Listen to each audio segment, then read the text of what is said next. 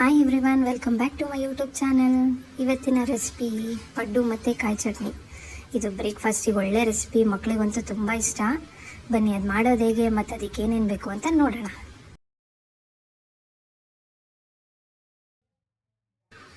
First ಒಂದು fry ಪ್ಯಾನ್ಗೆ 2 table spoon oil, ಎಣ್ಣೆ ಕಾದಾದ್ಮೇಲೆ ಒಂದು ಸ್ವಲ್ಪ ಸಾಸಿವೆ ಹಾಕೋತೀನಿ.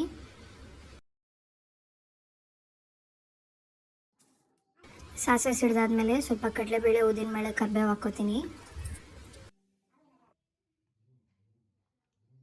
ಅದೆಲ್ಲ ಫ್ರೈ ಆದಮೇಲೆ 1 ಕಪ್ ಆನಿಯನ್ ಹಾಕೋತೀನಿ. ಆನಿಯನ್ ಕಲರ್ ಚೇಂಜ್ ಆಗೋವರೆಗೂ ಫ್ರೈ ಮಾಡ್ಕೊಳ್ಳೋಣ.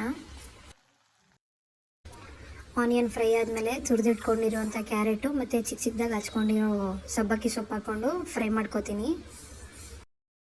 ಪಡ್ಡುಗೆ ಸಬ್ಬಕ್ಕಿ ಸೊಪ್ಪು ಹಾಕಿದ್ರೆ ಒಂಥರ ಟೇಸ್ಟ್ ಚೆನ್ನಾಗಿರುತ್ತೆ.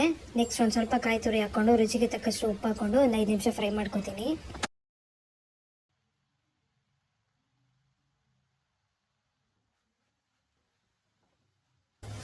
ಇವಾಗ ಇದು ಫ್ರೈ ಆಗಿದೆ. ನೆಕ್ಸ್ಟ್ ದೋಸೆ ಹಿಟ್ಟು ರೆಡಿ ಇದೆ. ದೋಸೆ ಹಿಟ್ಟಿಗೆ ಇದನ್ನು ಹಾಕ್ಕೊಂಡು ಮಿಕ್ಸ್ ಮಾಡ್ಕೊಳ್ಳೋಣ.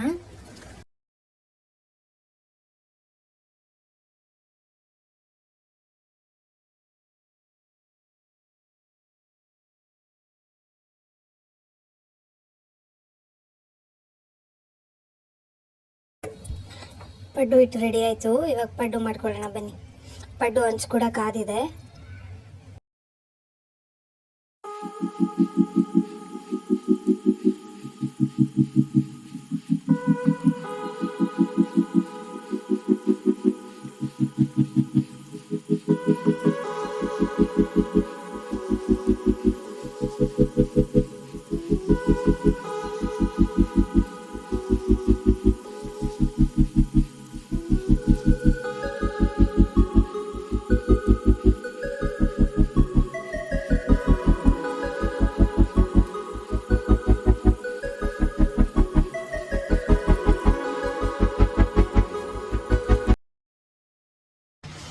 ನೋಡಿ, ಪಡ್ಡು ಜೊತೆಗೆ ಕಾಯಿ ಚಟ್ನಿ ಕೂಡ ರೆಡಿಯಾಗಿದೆ.